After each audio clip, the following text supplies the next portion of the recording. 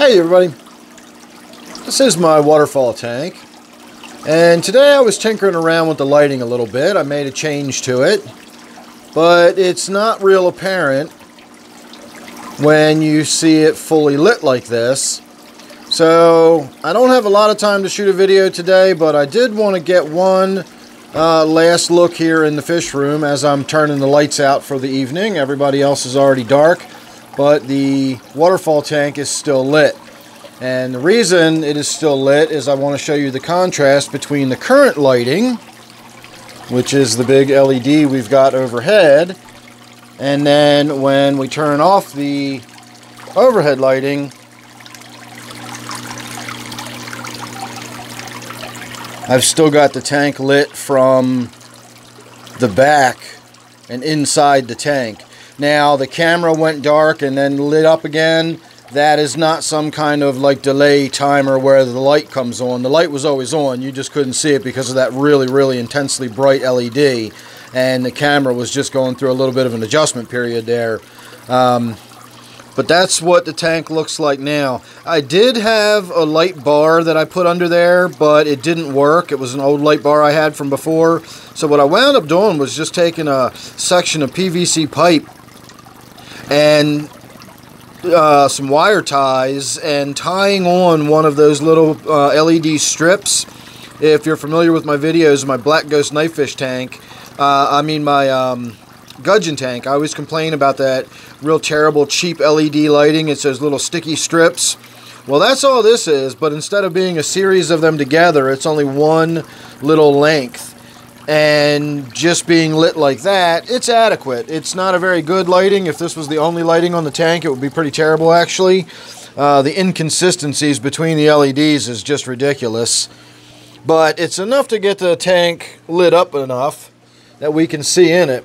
So if we come to the back side, what I think of as my secret tank here, this is where the light bar is directly over this part of the tank, and you really get a much better look at the tank being brightly lit.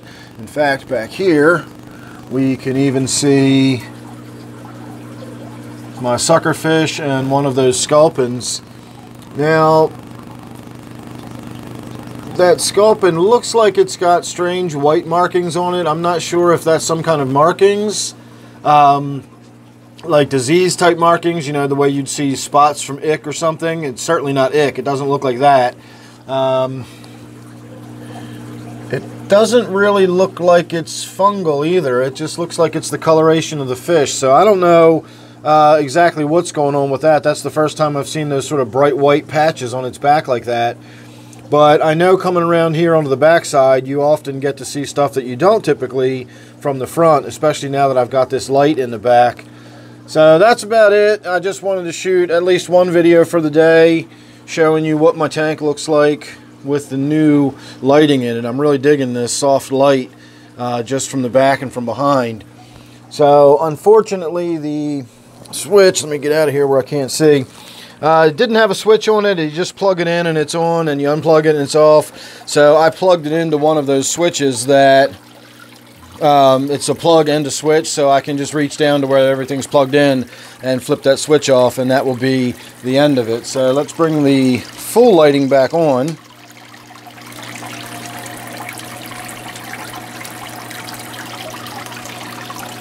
And it hurts my eyes even just after a couple of minutes of being in that darkness. So that's what the tank looks like under its full lighting.